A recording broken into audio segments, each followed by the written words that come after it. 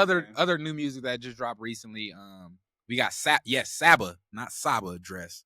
I listened to that album. Saba. Okay. It's Saba. He said Saba like. Saba. Hey, I've been mispronouncing it. He's lying. I said Saba. Yeah, he just said a blend of the two. Yes, what's it? Saba.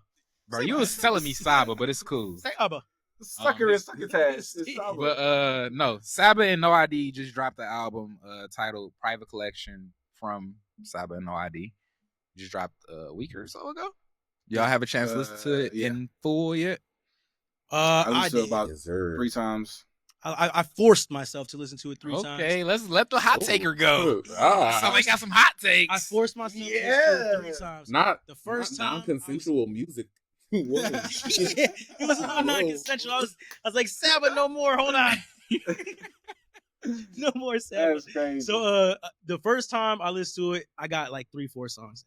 Second time I listened to it, I got all the way to the end. I think the last 2 songs I didn't listen to. I had to change it. Third time I listened to it, I liked it. Okay. And it was weird because like this is what I was saying earlier, like you got to be in a space for it. At the time I wasn't in the space for it. I was turning it off. I was putting on Paris, Texas. I was going back to other stuff. But then this third time, last time I listened, I was like, man, I'm in the mood for it. He was spitting. He was rapping. He was rapping. He was making the connection. You know what I'm saying? It was a lot of heartfelt rhymes in there and messaging in there, which I liked. I think the reason why I didn't like it the first couple of times is because Saba is one of those rappers, we talked about it before. He raps about rapping. And I don't really want to hear somebody just rap about rapping, how he's supposed to be the best and how people love you and you changing lives. Like, I want to hear content-driven songs, which is what he did on songs like How to Impress God. That shit cold. Crazy song. That shit cold. Stop playing with me. That's one of the last songs. Yeah, they How to Impress God the second last. Yeah, and I would say the second half of the album to me is a lot better than the beginning of it. Because the beginning of it is a lot of banging on his chest and saying how he's a good rapper. And it sounds like he's in a theater. It sounds like a theater album. Like, bro, that shit sounds incredible. The sound of it to me, I thought it sounded incredible. It sounded so crisp and grandiose. It sounds big and crisp, but it sounds like a theater. It sounds like a play to me, like a musical. And I wasn't really feeling that part of it. You know what I'm saying? But, you know, these are preferences. Was there any other songs that stood out to you besides How to Impress God? The one with the Janet Jackson sample, actually. Breakdown. Yeah, because that one is especially on the first listen, I wasn't really feeling. No, that was the first one that caught. Like, so when I first played it, so I actually agree with you. So when I first listened to it, I wasn't in the mood either, and I didn't enjoy it as much as I did. I probably listened to it like 3 or 4 times now. Every time I listen to it, it gets better and better and better. Like you said, he rapping, the raps is there, the wordplay, the flow, delivery, everything is there. The production, No ID went crazy, bro. The production is impeccable, I would say. Like, bro, when I realized what that sample was, yeah. So I saw a story on I think Brian Zusk, I want to say, tweeted it about how Saba had to go and get that sample cleared, and like how he found out where Jimmy Jam also. Well, first of all, the song they had to get cleared was Janet Jackson. What is I Get Lonely? I Get So Lonely. I Get So Lonely. Yeah, I Get So Lonely. But Jimmy Jam like was a co-producer on it, so he found out where Jimmy Jam was at. He found out he was like gonna be at this big music conference, and then like Saba put himself there and like got in a room with him and figured out a way to get that sample cleared. Because he already had the song made. He already had the song made, and they didn't get that sample cleared until like right before he was about to drop that shit. So somehow it got to Janet. She cleared it because she's notorious for like she don't clear nothing. Yeah. You know what I'm saying? So she probably really had to listen to the song and hear the lyrical content and was like, okay, we good. But that was a dope story. That was one of the songs that stood out for sure. How to Impress God was another one. Yeah. The song was it West Side Bound Part 4? Ooh, that was the one where he was amazing. That shit was fighting. Yeah. Oh, that shit was cold, bro. Bro, that mix of so hard. The mix of Chicago and West Coast shit. Comes through super clean. That shit was incredible, bro. That was one of my favorite songs for sure. I'm gonna wait my turn. Okay. I'm gonna give you one more hot take. What I didn't like. To me, he sounded like Chance the Rapper a lot of times, and he sounded like J. Cole a lot of the other times. I was gonna get to that point. So that's why I didn't like either. It was like doing your best J. Cole impression. When I first listened to it, my reaction was like, why don't I like this more than what I like it? Like, bro, the beats is there, the raps is there, everything is there. I should like this more than what I like it. That was my first listen.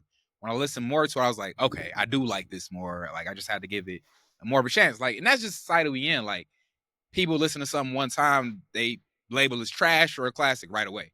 You know what I mean? But good music, you gotta keep listening to. You gotta let it grow. You gotta let it grow. Like a fungus. You gotta let it cook. But that is what I thought too. And J. Cole was the parallel I drew with that. It was like, damn, bro, why don't I like this? It was J. Cole. Even though he don't rap, even he don't sound like J. Cole, he don't rap like J. Cole. I don't believe he do. That's the common critique throughout Saba's career is he sounds like J. Cole. Really? That's what, okay. See, I didn't even know that. Fandom is they say he's like a J. Cole type. A diet J. Cole. They be trying. And that's what it sounds like. It sounds great like value J. Cole. I'm gonna use the flow. I sound like him a little bit, so I'm just gonna put my own rhymes right here. But that is like it's a very cheap way to do it because you're really relying on the flow. You're relying on sounding like J. Cole. So you're not really writing the raps aren't going to be as good just off of that. To me, that would be the case. I think if you was like that though, there are rappers exactly. There are rappers in Chicago, bro, trying to sound like J. Cole. He not. I don't think he really trying to. It might not be. It might not be on purpose. It might be he just is heavily influenced by J. Cole, and that is nah. It's not J. Cole, bro. But it sounds like him. You missing the source before that. It's not him trying to sound like J. Cole. It's him and J. Cole having similar influences. Like there's not that many rap like flow influences, like especially for this age range, like it's Jay and Nas and like it's very particular dudes. So it's for sure, yeah. I think in delivery, like it might sound similar, but I don't like the music. Don't sound like J. Cole. This ain't J. Cole. It don't sound like J. Yeah, it don't sound like J. Cole music. To me, it does a little bit, but because like J. Cole at the beginning of his career, he was very theatrical and very. That's when we like J. Cole though. Right, that's when we love. And so to me, this Saba is giving off a lot of that energy of that early J. Cole when he was making his own. Well, he still does make his own beats, but like it was very theatrical to me. It just was very theatrical, and he gives off. Saba is that same type. He's a producer. He's a producer rapper. He makes beats. So like I said, that's the common critique to his whole career is J. Cole. I get what you're saying, but this is different at the end of the day. But before I let y'all jump in, it wasn't like more than 30, 20, even 20% of the album, but it was enough where I'm like, you gotta remind me. It was a parallel. I get it. I heard it too. Before I let y'all jump in though, just got a couple more songs that stood out to me. Gene Doe on 30 Sec Chop. Man, Gene Doe still going. That That's shit, bro. Crazy. She killed that shit. Like I gotta go back and listen to that again. Fun fact: Joseph Williams is his brother, and John Doe is his cousin.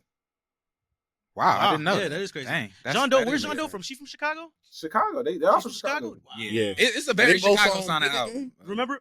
Y'all remember that? Y'all remember that album she made with Ninth Wonder back in the day? That you're thinking like of John Gray. You're thinking John of Gray. Gene Gray. Two totally different different people for sure. Yep. Two totally different people. Damn, that's crazy. Hip hop. Then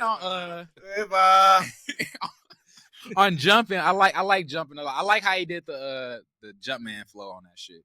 Jumping. I appreciate it. Yeah. Was that stomping? Is that stomping? Stomping. My bad. You're right. Stomping. But it sounded like the NERD song to me. It sounded like the jump. It's the Jumpman flow, is what it is. I love Jumpman. That shit. That's what I realized. He killed.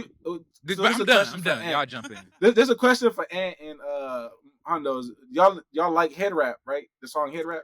Yeah, love head rap. I made sure I didn't say it so y'all could have that. Here's the second part. How many lines do y'all relate to? I know y'all relate to so many lines in that song. One of them for sure I relate to where you said I gotta ask my girl for like the ponytail holder, a head tie all the time, bro. Yeah. What about the ugly phase? You was talking about the ugly phase in the damn song. That's crazy. Yeah, I had ugly phase. Well, let's provide a little context. Everybody does. First, head rap is about him just rapping about his lock journey, him growing his dreads and shit like that. So for the people that don't know, I want dreads now because of that song. I love that song. Right, bro. Hey man, I'm gonna just tell you, our friendship will be a lot different if you decided to grow dreads. But we wouldn't be as cool as we are now. No, I'm just like, you had a pony. Bring the pony back. No, I forgot about the pony. That song is incredible. You can put that on the Mount Rushmore to other great natural hair songs. You got Solange, Don't Touch My Hair. You got Tyler just made one, I Killed You. So that belongs up there with the rest of them. But it was a very relatable song. There was a couple lines that did catch my attention where he was talking about like Back when niggas had the neck stopper braids, he was like, you used to get roasted.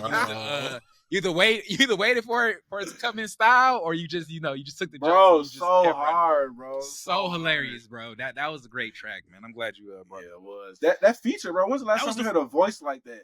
A voice singing like that. When's the last time, bro? Amazing. His features was incredible because most of his features was just vocals. Singing and stuff. Mm-hmm. And man, he placed everyone where they needed to be, bro. That shit was the features impeccable. They're the same features on every project, but they just so good. They work so good. Bro, he had Kelly Rowland and Raphael Sadiq on the same that was different. Yeah. That was different. You taking all the cool shit to talk about. My bad. Let's let you go in. Yeah, you go in. Bro, I got hella feelings about this album because it reminds me of like 2005 Chicago hip hop. This is like the Kanye and Common era when like B came out and like around Late Registration. Like there's interludes that don't feature Saba at all. Like there's one that's Reciprocal? Stop Playing With Me. No, he's on that one, ain't he? Yeah. Yeah, Stop Playing With Me. That's like just 1 minute in and out. That's what I meant. That's all. Yeah, I was gonna let him slide with the reciprocity, but this getting clipped. Little dyslexia there. It's all right. I wasn't even gonna notice until you said it. Honestly, I didn't even notice. I'm about to cross my eyes. But bro, for real, that made me think about comment on My Way Home. Like it's a Kanye beat. It's Common doing like one verse. You get a little bit more to Gil Scott-Heron sample. Like that. They say home is where the hate is. My home is where fate is. Bro, it's authentic in that way because like this is how I would expect a Chicago rapper to link with No ID on some shit like this.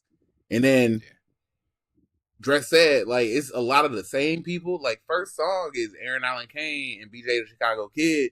Like these are obvious Chicago vocalists. But like it just sets the tone. Like it feels like it just opens up further and further from there. And it feels like it's drawing on a lot of old school styles. Like that song Crash with Sadiq and Kelly Rowland, that sounds like that could be like some 80s R&B. That could be like Stevie Wonder, Michael Jackson type shit. It was hella groovy. Quincy Jones could have made this beat. Like it feels like most of the songs could fit in any era. And that's a level of versatility you don't get from cats these days a lot. You don't. Everything is microwave. They making it for the moment, bro. That's it. You can tell they really put some effort into this. And you can tell it took time. Yeah, they probably was in the studio together. Yeah. You know what I'm saying? Oh yeah. Like you can, tell. I'm hoping they was at least. But I'll say for Stop Playing With Me, the slippers and robes of the wardrobe shit, like play that on repeat. Yeah. Nothing but slippers and robes. That shit is incredible, man. Not one song I don't like on there, to be honest with you. And this is one of them albums like we talking about with To Pimp a Butterfly. You got to listen to the whole thing. Like you play it from start to finish. Listen to the whole thing, and you won't feel like you cheated after it's over. You know what I'm saying? It's good, and it's only like 42 minutes, I believe. It's worth it. Yeah, it's like, worth it. One of my favorite albums so far this year. I ain't gonna say album of the year yet, but it definitely was one of my favorite ones, man. And to provide a little more context, like my reference point with Saba, only thing I really know about Saba, I think I seen him at a festival one time. Saba or Saba? Saba. Oh shit. Thank you. I seen him at a festival one time. He killed it. But other than that, his Tiny Desk is how I know him. And I did listen to a few good things or whatever that album is. I did listen to that a couple times before, like in the past. But that's really it. Bro. Pivot was the album that I loved. Yeah, Pivot Gang tracks are always cold, man. Yeah. Like they know how to do a posse cut. Yeah, man, which we missing, bro. Rap is missing posse cuts, bro. Yeah. Real posse cuts. Like on some One Train shit, you know what I mean? That ended it, bro. We haven't seen